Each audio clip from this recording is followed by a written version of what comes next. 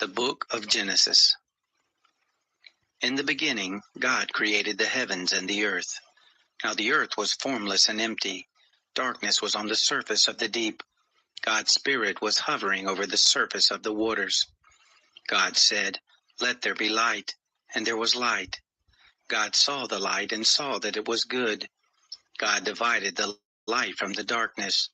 God called the light day, and the darkness he called night. There was evening and there was morning, one day.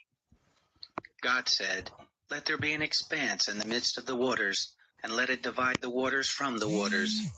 God made the expanse and divided the waters which were under the expanse from the waters which were above the expanse, and it was so. God called the expanse sky. There was evening and there was morning, a second day. God said, "Let the waters under the sky be gathered together to one place, and let the dry land appear," and it was so.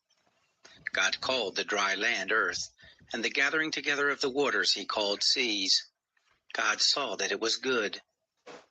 God said, "Let the earth put forth grass, herbs yielding seed, and fruit trees bearing fruit after their kind, with its seed in it on the earth," and it was so. The earth brought forth grass, herbs yielding seed after their kind, and trees bearing fruit with its seed in it after their kind, and God saw that it was good. There was evening and there was morning, a third day. God said, "Let there be lights in the expanse of the sky to divide the day from the night, and let them be for signs, and for seasons, and for days and years, and let them be for lights in the expanse of sky to give light on the earth," and it was so. God made the two great lights, the greater light to rule the day, and the lesser light to rule the night. He also made the stars. God set them in the expanse of sky to give light to the earth, and to rule over the day and over the night, and to divide the light from the darkness. God saw that it was good. There was evening and there was morning, a fourth day. God said, "Let the waters swarm with swarms of living creatures, and let birds fly above the earth in the open expanse of sky." God created the large sea creatures, and every living creature that moves, with which the waters swarmed after their kind, and every winged bird after its kind. God saw that it was good. God blessed them, saying, "Be fruitful and multiply, and fill the waters and the seas, and let birds multiply on the earth." There was evening and there was morning, a fifth day. God said, "Let the earth bring forth living creatures after their kind, cattle, creeping things, and animals of the earth after their kind," and it was so. God made the animals of the earth after their kind, and the cattle after their kind, and everything that creeps on the ground after its kind. God saw that it was good. God said, "Let us make man in our image, after our likeness, and let them have dominion over the fish of the sea, and over the birds of the sky, and over the cattle, and over all the earth, and over every creeping thing that creeps on the earth." God created man in his own image. In God's image he created him, male and female he created them. God blessed them. God said to them, "Be fruitful, multiply, fill the earth and subdue it. Have dominion over the fish of the sea, over the birds of the sky, and over every living thing that moves on the earth."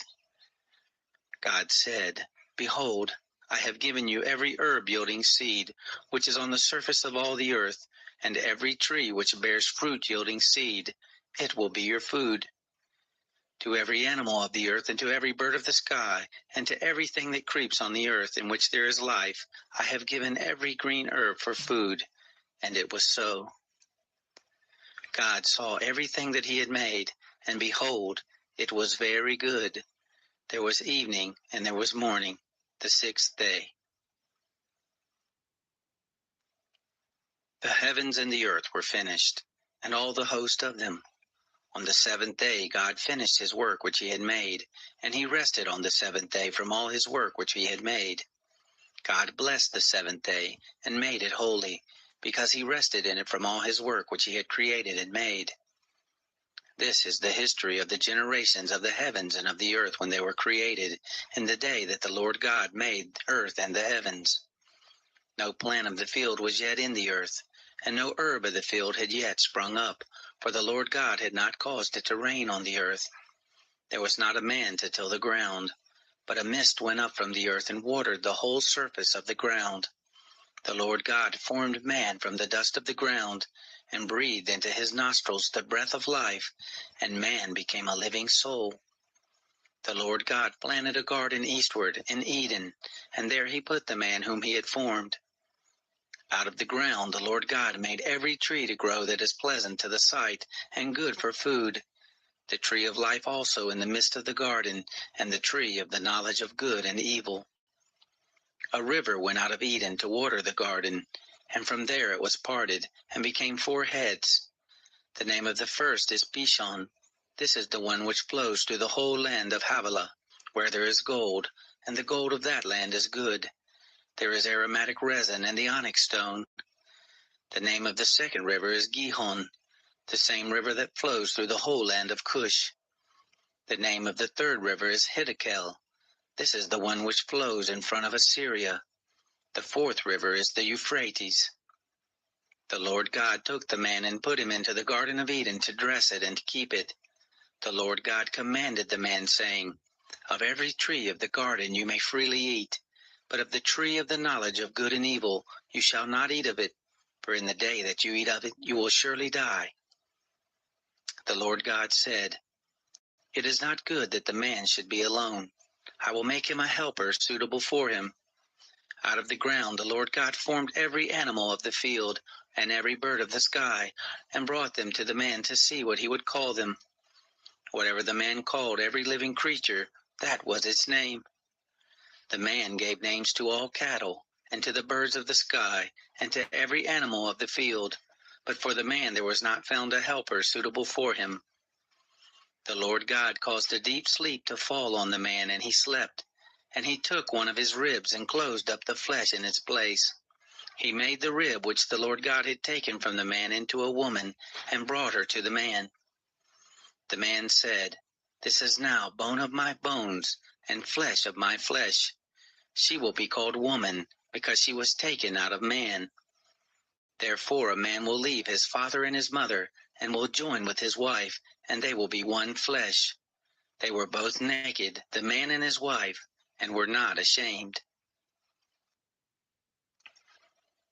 Now the serpent was more subtle than any animal of the field which the Lord God had made. He said to the woman, "Yes, has God said, 'You shall not eat of any tree of the garden'?"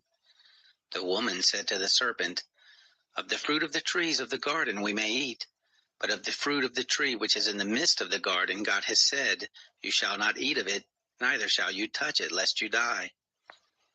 The serpent said to the woman, "You won't surely die.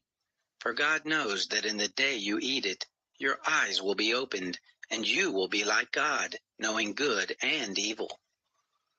When the woman saw that the tree was good for food, and that it was a delight to the eyes, and that the tree was to be desired to make one wise, she took of the fruit of it and ate. And she gave some to her husband with her, and he ate. Both of their eyes were opened, and they knew that they were naked. They sewed fig leaves together and made themselves aprons.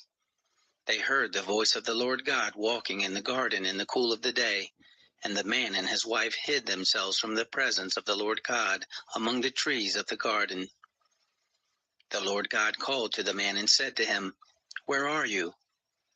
The man said, "I heard your voice in the garden, and I was afraid, because I was naked, and I hid myself."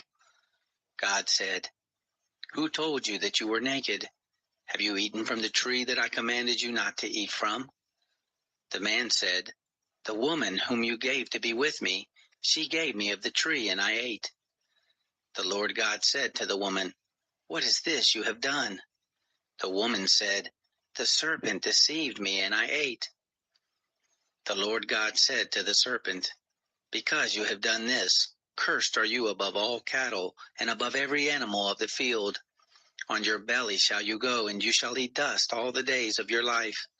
I will put enmity between you and the woman, and between your offspring and her offspring. He will bruise your head, and you will bruise his heel." To the woman he said, "I will greatly multiply your pain in childbirth. In pain you will bring forth children. Your desire will be for your husband, and he will rule over you." To Adam he said, "Because you have listened to your wife's voice, and have eaten of the tree of which I commanded you, saying, 'You shall not eat of it,' cursed is the ground for your sake. In toil you will eat of it all the days of your life. Thorns also and thistles will it bring forth to you, and you will eat the herb of the field. By the sweat of your face you will eat bread, until you return to the ground, for out of it you were taken. For you are dust, and to dust you shall return."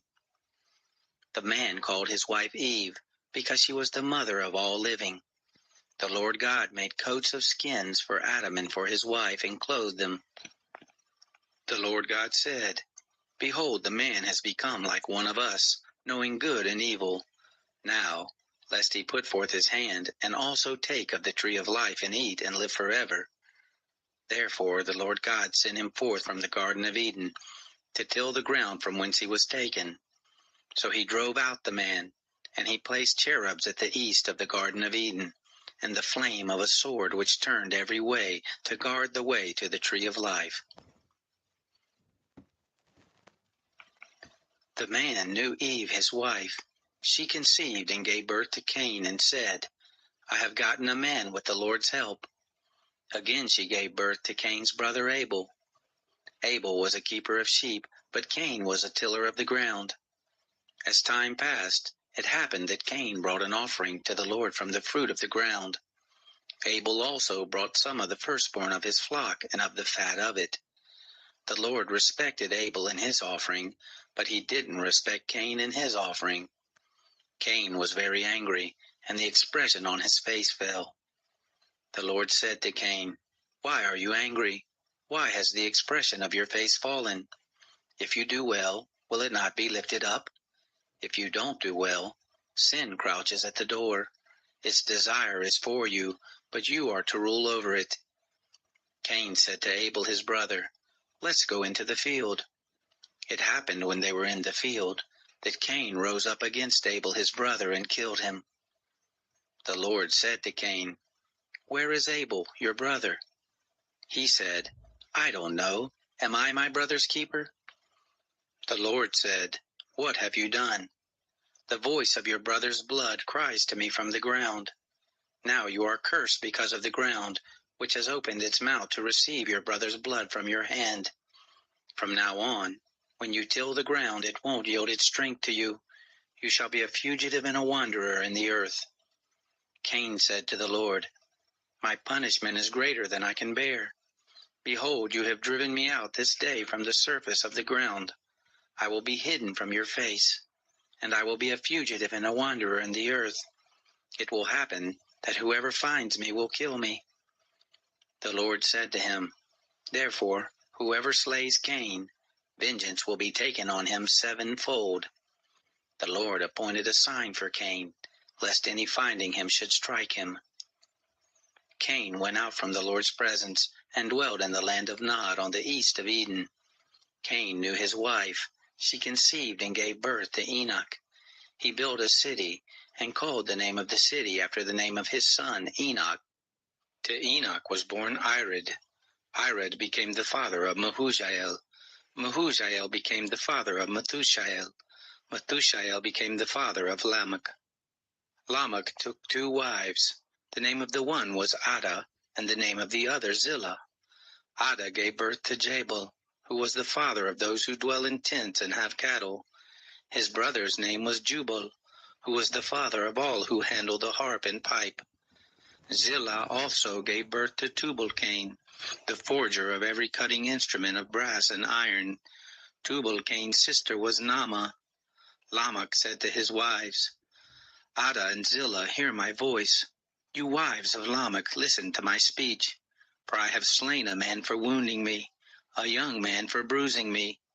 If Cain will be avenged 7 times, truly Lamech 77 times." Adam knew his wife again. She gave birth to a son and named him Seth, for she said, "God has appointed me another child instead of Abel, for Cain killed him." There was also born a son to Seth, and he named him Enosh. Then men began to call on the Lord's name. This is the book of the generations of Adam. In the day that God created man, he made him in God's likeness. He created them male and female, and blessed them, and called their name Adam in the day they were created. Adam lived 130 years, and became the father of a son in his own likeness, after his image, and named him Seth. The days of Adam after he became the father of Seth were 800 years, and he became the father of sons and daughters. All the days that Adam lived were 930 years, then he died. Seth lived 105 years and became the father of Enosh. Seth lived after he became the father of Enosh 807 years, and became the father of sons and daughters. All the days of Seth were 912 years, then he died. Enosh lived 90 years and became the father of Kenan. Enosh lived after he became the father of Kenan 815 years, and became the father of sons and daughters. All the days of Enosh were 905 years, then he died. Kenan lived 70 years, and became the father of Mahalalel. Kenan lived after he became the father of Mahalalel 840 years, and became the father of sons and daughters. And all the days of Kenan were 910 years, then he died. Mahalalel lived 65 years, and became the father of Jared. Mahalalel lived after he became the father of Jared 830 years, and became the father of sons and daughters. All the days of Mahalalel were 895 years, then he died. Jared lived 162 years and became the father of Enoch. Jared lived after he became the father of Enoch 800 years, and became the father of sons and daughters. All the days of Jared were 962 years, then he died. Enoch lived 65 years and became the father of Methuselah. Enoch walked with God after he became the father of Methuselah 300 years, and became the father of sons and daughters. All the days of Enoch were 365 years. Enoch walked with God, and he was not, for God took him. Methuselah lived 187 years and became the father of Lamech. Methuselah lived after he became the father of Lamech 782 years, and became the father of sons and daughters. All the days of Methuselah were 969 years, then he died. Lamech lived 182 years and became the father of a son, and he named him Noah, saying, "This same will comfort us in our work and in the toil of our hands, because of the ground which the Lord has cursed." Lamech lived after he became the father of Noah 595 years, and became the father of sons and daughters. All the days of Lamech were 777 years, then he died. Noah was 500 years old, and Noah became the father of Shem, Ham, and Japheth. It happened when men began to multiply on the surface of the ground, and daughters were born to them.